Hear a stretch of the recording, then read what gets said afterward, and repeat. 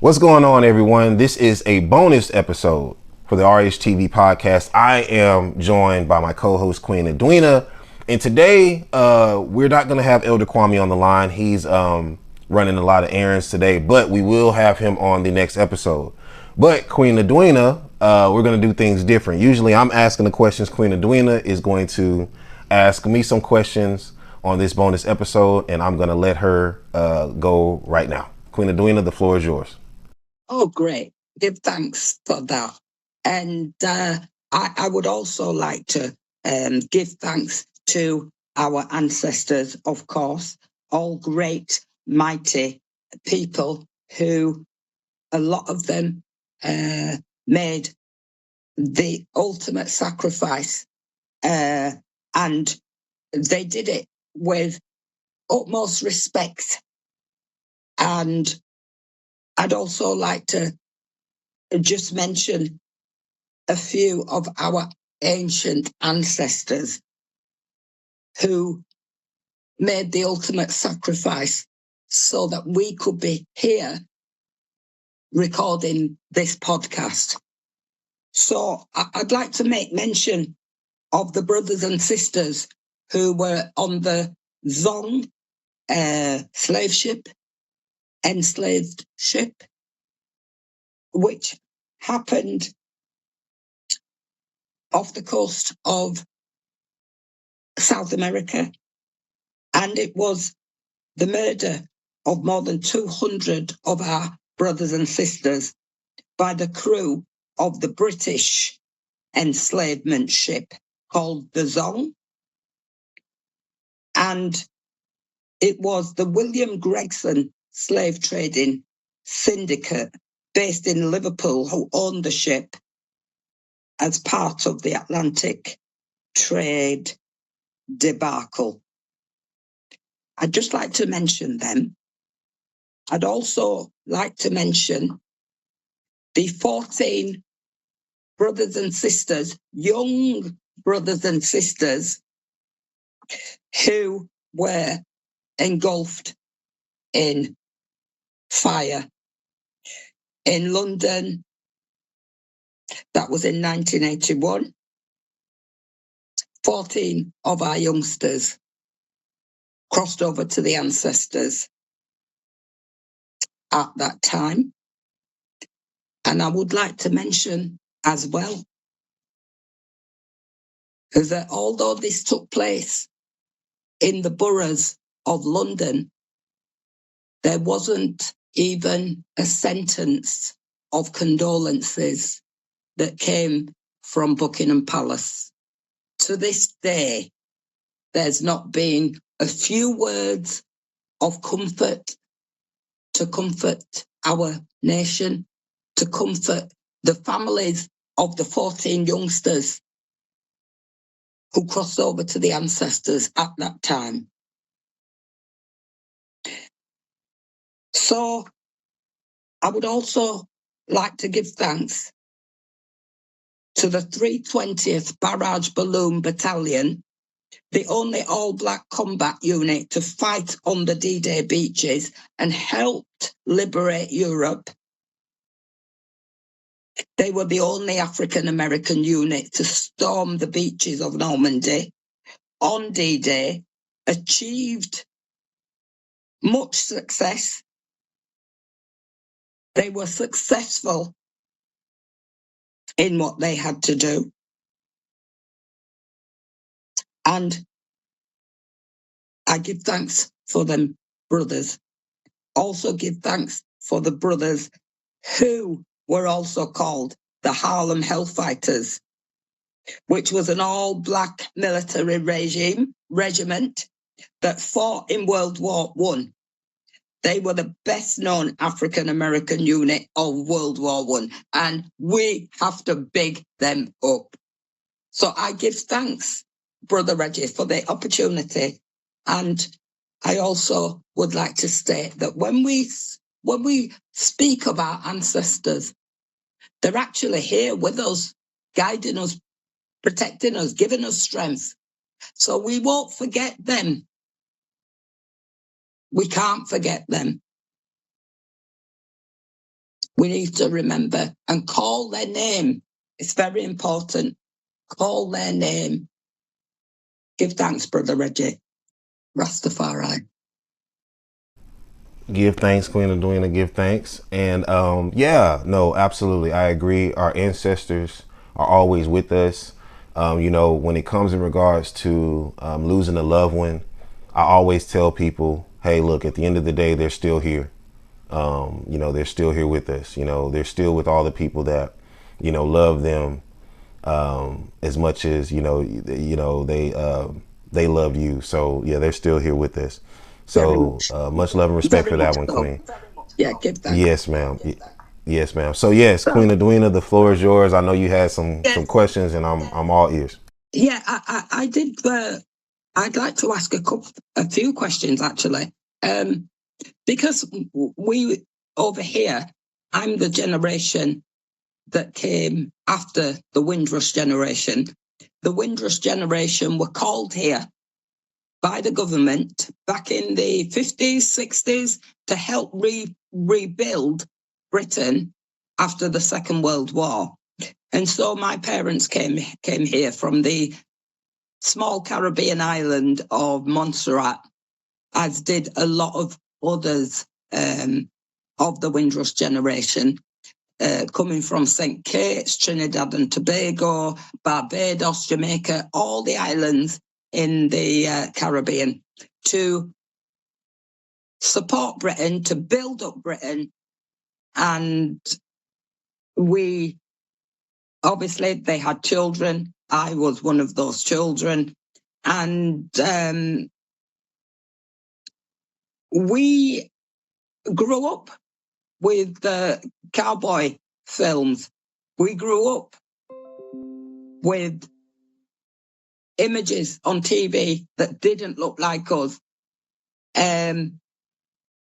We face racism, but it's not overt racism, it's covert racism that we experience over here. And, we have a lot of compassion and love for our African American brothers and sisters, because we know that racism is overt in America. And, our African brothers and sisters, our African American brothers and sisters, you're in our hearts, you're in our mind, and we wish you all well. Because the issues that you face over there are so blatantly overt in your face, and it's disgusting. But we over here, growing up in Britain, we get American culture from whatever ways there is. And one of the things I always tried to get to the bottom of was the American football quarterback. The quarterback. What's the controversy about that? Why is the quarterback so important, if you like? That's a question to you, Reggie, Brother Reggie. Okay, great question, Queen Edwina. So I played American football growing up, and I was fortunate enough and I even did a podcast episode on it that's on YouTube, breaking down a lot of the things that I went through. So I won't discuss all of that stuff, but getting straight to the point, the quarterback is supposedly the most important player on the field. I played that position, high school, college, when I got my NFL contract offer, which was a small contract. It was like the worst contract that you can ever get. I was made to not just play that position, but other positions if I were to join the team. So for me, the quarterback is the most important person because they're leading the offense. The offense primarily puts points on the board. When I look at the quarterback position, and I'm going to be very honest with you, I feel like that position was created and designated for Caucasian, for Caucasian players. players that are outside of the African melanated race. Now, I know a lot of people are going to flip. They're going to be pissed. They're going to be upset. But one thing about me, I'm never going to lie to you. And this is why I say I feel like that position was created for them. When you look at the history of American football, the best, who they put in the best categories as quarterbacks, all of them are Caucasian. And even the ones who overcame adversity during racism and all these different things, the quarterbacks that were melanated, they are not even in the top. Even though they were more skilled, they changed the game. So the quarterback position, I felt like it was primarily created for Caucasian men who were a certain size, making it seem like, okay, this guy is the leader of the team. So what does that tell you? Not only are they leading the team, I found out when I was in middle school, I was about 13 years old. My coach told me that the quarterback makes more money than the coaches. So we all know that there's a lot of politics involved in American football, in all sports. So if you have a player who's making more than the coach, who are you to tell me what to do? I'm the leader of the team.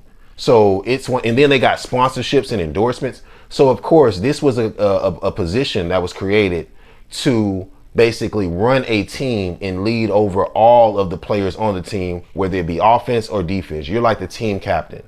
And they have created this position primarily for Caucasians. Now, I haven't watched football in years, but I'm hearing from these youths, hey, Reggie, they do have somebody who's melanated at the position. Show me a picture of them.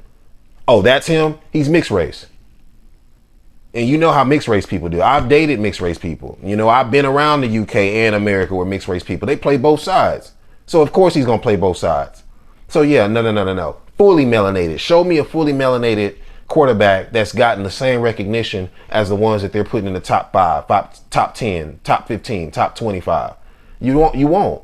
So my thing is that this is obviously a position that was created in order for that leadership to be classified as a Caucasian or someone outside of the African race to be a leader of a team. And if people don't know about now, I'm gonna be honest with you, Queen Edwina, sports is a distraction, right? Sports is a distraction. And I was glad that I learned that at an early age to where I utilized sports to stay fit, but I also saw how they were using these sports in order to gain the attention of those people. And for me, instead of me feeding into that, I wanted to feed into it into a way to where I'm gaining the attention, but I'm focusing their attention on what's most important. And that is African unity, African truth, and African upliftment. And the only way you can do that is by exposing these unfortunate truths about the game that a lot of people are attracted to. So going back to the quarterback position, yeah, that's a position that is highly rated. And I feel like it was created just like many other positions in sports for people outside of the African melanated race to be a leader of, so that way they can be looked at as the alpha and the omega. I hope that answers your question, Queen Edwina. Yeah, wow, that is that's really quite disruptive and disgusting. That is still happening. Is that still happening today then? You know what, Queen Edwina? I wouldn't know. I haven't watched sports. The only sports that I'm actually into, like I'll watch old school sports because at the school in Zimbabwe, I volunteered to coach basketball.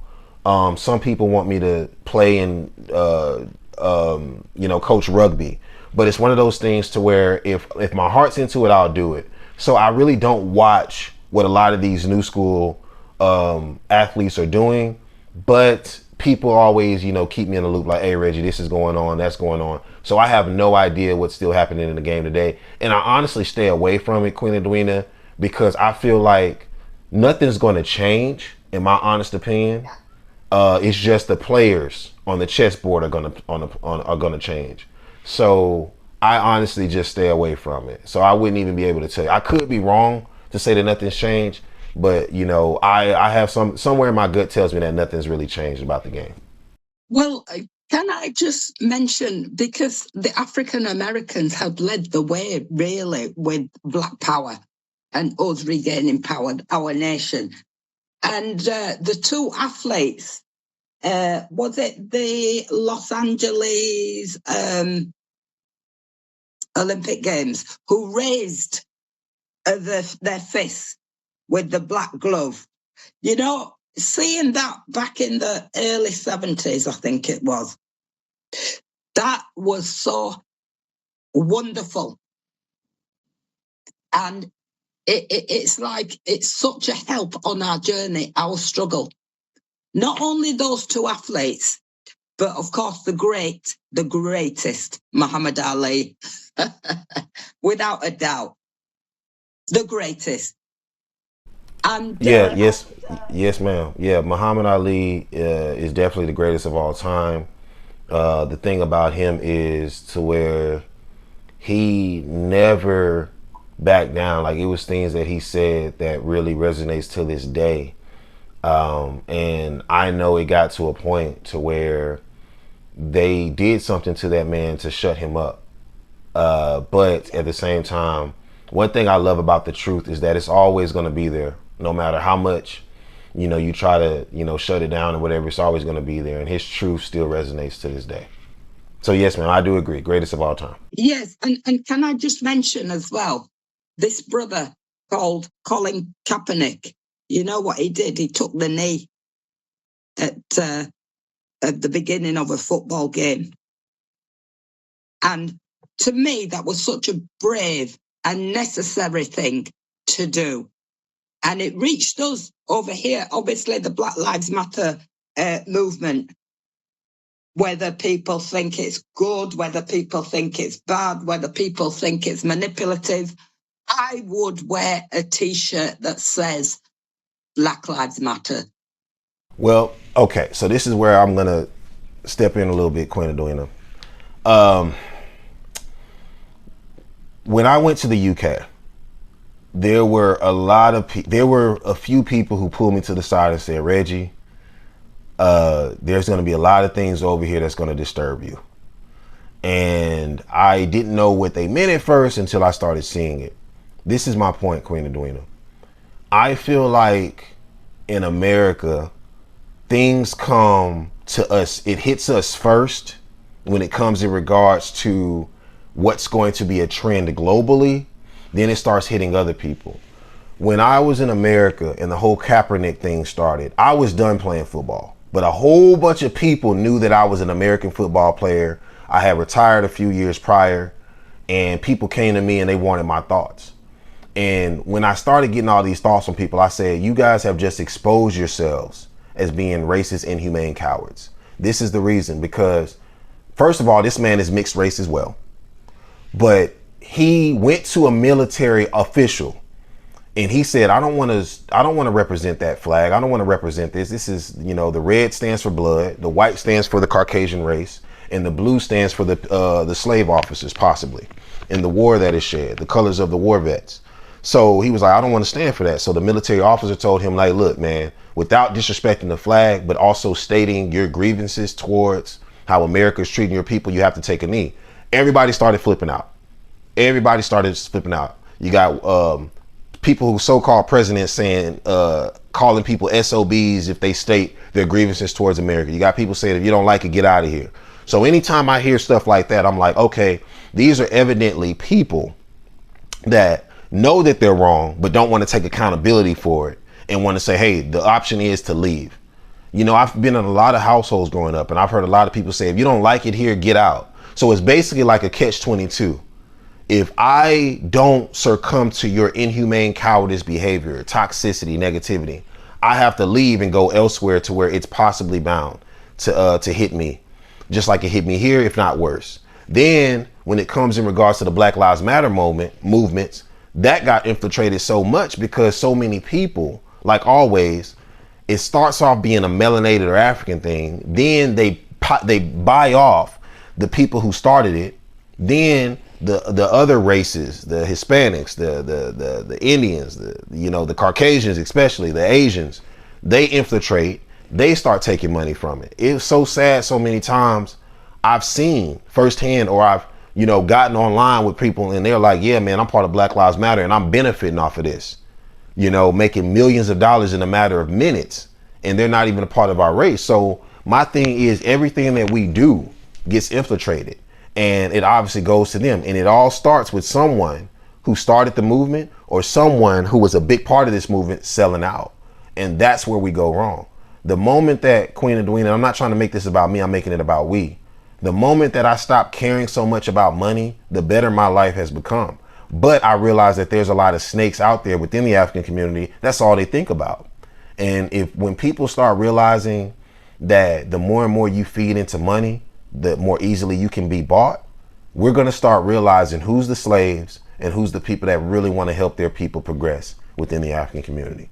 So when you talk about the Black Lives Matter movement, when you talk about all these different movements, yeah, at first it's good, but then you start realizing that it dies off because many of the people who either started it or was a big part of it has sold their soul over to the person or to the people outside of our race, and it's gotten us nowhere. It's not progression at all whenever we sell out. So if you are an African person or a melanated person, or as they say in the West, black person, and you really want to push, for your people to unify on all accounts, let's start showing people better than we can tell them that we can't be bought by anyone or anything. Once you have that in your mind, once you take that price tag off your head, off your body in general, I feel like that's going to be one of the first steps in us progressing and never looking back. So that's my take on that, Queen Edwina. Apologies for talking too long. I just wanted to state that. No, that's fine. That's really enlightened me very much. And I just would like to say, yes, it was good at the beginning. The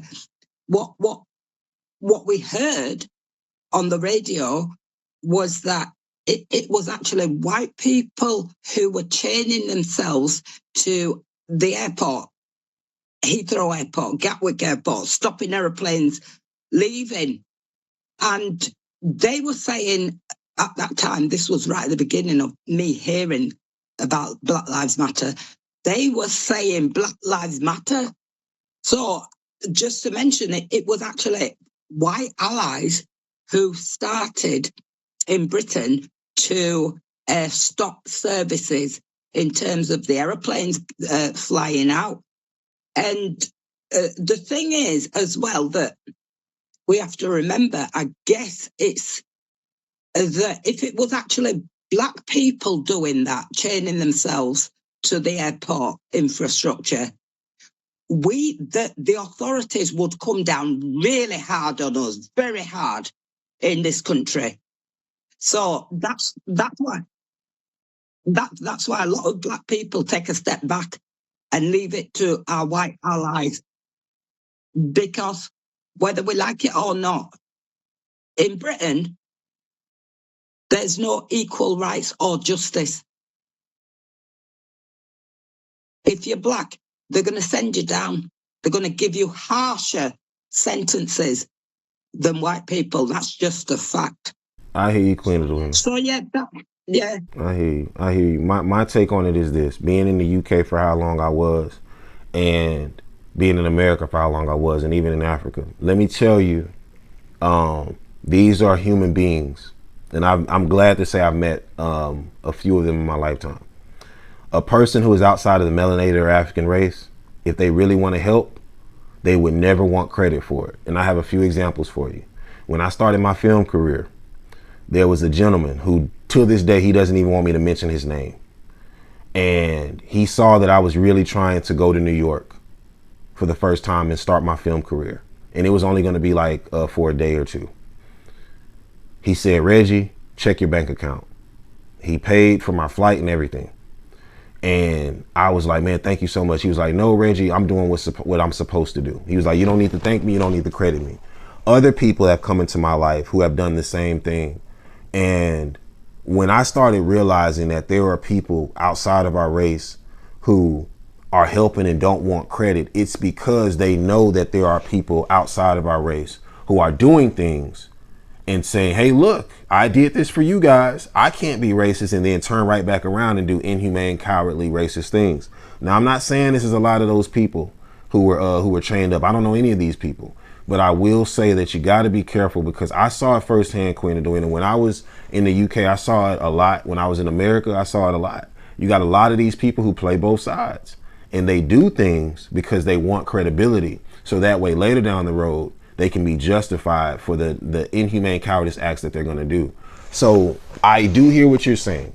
And I do know that there are people within the melanated African race who, if we do things, we will be shot down, we'll be taken down. But here's what I want to see.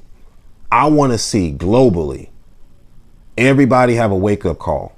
And when melanated African people do something in order to stand up against the oppression that should have never existed at all, people outside of our race start agreeing and saying, you know what, enough is enough. Even if I lose my benefits that I've been gaining that I shouldn't have gained in the first place, I don't care, because this isn't right. We are mistreating the originals, and this cannot go on no longer. I would love to see that. That's what I would love to see. We were talking about the Alabama brawl or whatever. Queen Edwina, when I was growing up, I saw that all the time. The neighborhoods I grew up in, I saw it when there were people outside of our race trying to fight our own. We stood up. All the parents got up. No, we ain't gonna have this. No, this isn't it. And when any of us tried to be divisive towards each other, no, we're not gonna have that. We're gonna unify. So I saw this growing up, and I was very humbled and honored to see this. And I'm like, wow. The only difference is back then we didn't have all the camera phones and stuff. It was just now coming out, and it wasn't as popular. We didn't know how to utilize those things. So now that things are starting to be shown, it's like, okay, I've seen this, and I hope that it continues on a consistent basis. So yeah, that's what I want to see. If you are outside of the melanated and African race, show me better than you can tell me that you are actually trying to, that you want to abolish racism forever. And the only way that you can do that is by doing things the right way and not wanting credit for it, just doing it because you know it's the right thing to do. So that's my take on that, Queen Edwina. But like I said, I'm hearing everything that you're saying. Yeah, give thanks, Brother Reggie, and well said, brother. So another mystery to me then is this booty call. What is that? All right. So I'm gonna get straight to the point. A booty call is when it is late at night and a gentleman or a woman, because it goes both ways, calls somebody and they have lust in their heart, lust in their spirit, and they are just looking for intercourse at the moment. This was created, many people have said that this is created by a well-known comedian called Bill Bellamy. And this was back in the 90s. I don't know if I was born. It might have been in the mid 90s or early 90s, but this was where it started. My thing is, though, that's just a title. And we have to remember, Queen Edwina, like I told you earlier, things start in America, right? You got to remember, too, the reason they call this the United States is because so many things have been taken from other different cultures and countries and continents and been placed here. And people in America, the ones who run the show, the ones who run the media, the programming, they run things in a way to where it makes it seem like we're the originals, right? So even though you've heard that phrase, this has been going on in other places for a long time. And I'm pretty sure when phones were invented, they were doing it way back in the days where they were slaves as well, right? So a booty call is just like a person calling an escort, whether it be them calling for a man, a woman calling for a man, or a man calling for a woman, and them obviously wanting to interact with that particular individual on a lustful level. I'm gonna keep it light. So that's what I have learned the definition of a booty call to be. Oh, I see. Yeah, I understand that completely, brother. Yes, Okay, another thing that I'd like to ask about, and for me, this is like quite new language that we tend to use now, and it's the phrase, my bad. It's like you use that phrase when you've done something wrong, unintentionally or intentionally. My bad. Yes, ma'am. That is correct. So when I was growing up and I said this a lot in sports. You touch your heart, or you touch your chest. You pat your chest. And sometimes I don't even say it. I say, hey, my bad. Then it transitioned to me saying, hey, my fault. And then it comes to a point to where nowadays I say, hey, no guilt, no shame attached. That was my mistake. That was my bad. That was my fault. But I know things are going to progress from here. that's one of the things to where it's you taking accountability. And I was talking to someone the other day, and I love people who take accountability, because somewhere down the line, I would say probably before I was even created, taking accountability amongst your own people within the African community has been looked at as like one of the worst things. And I see it every single day. You know, people get into an argument, whether it be in a relationship, a friendship, a partnership, and nobody wants to take accountability. They're just too stubborn. But let somebody outside of your race do something and you're quick to apologize to them when they did you wrong. So that right there to me is a slave mindset. But to abolish that slave mindset, take accountability. Because I had to learn, even when I've talked to elders in the UK, Queen Edwina, and they tried to make me feel guilt and shame, I was like, no, you ain't gonna throw that on me. No, we're gonna progress. And if we don't progress, I know I will, but there's no guilt or shame attached. So my thing is, when it comes in regards to taking accountability, that is the best form of progressing in life. But if the person who you had a negative interaction with is trying to make you feel guilt or shame while you're taking accountability, that's part of the problem. So if Queen Edwina did, for example, if Queen Edwina did something negative to Reggie and Queen Edwina felt bad, one thing I'm not going to do is allow her to feel bad from this moment on. Queen Edwina, look, you apologized. I humbly accept, gracefully accept. We all make mistakes.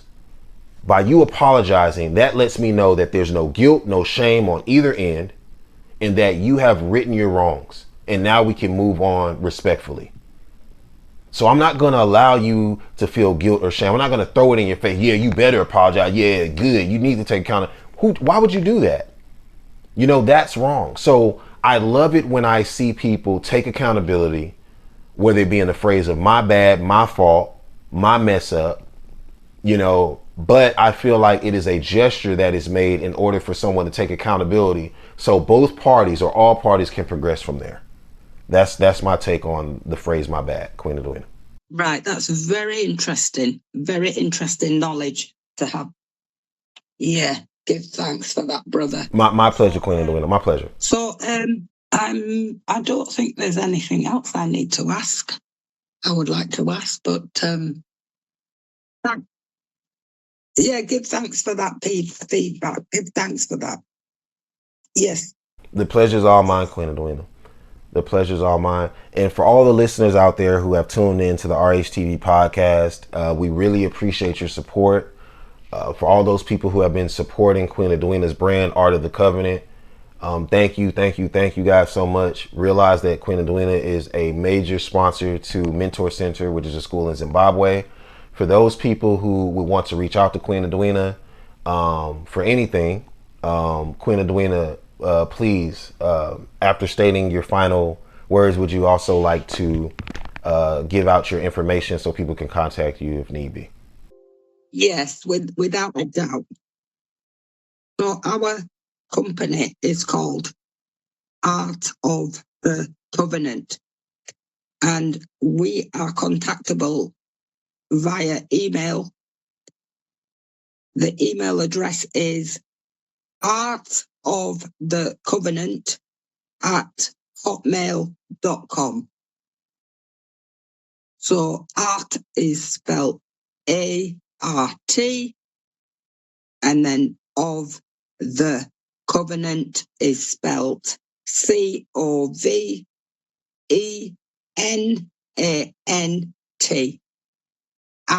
@hotmail.com.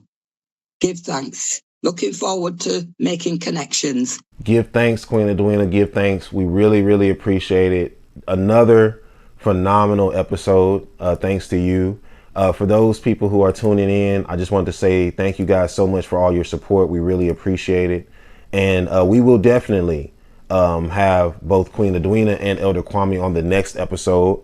And for those people who have tuned in, I hope you guys enjoyed, and I hope to see you all next time. Much love and respect. This is Reggie Haynes, and I am signing off. Another episode, another edition of the RHTV podcast. Take care.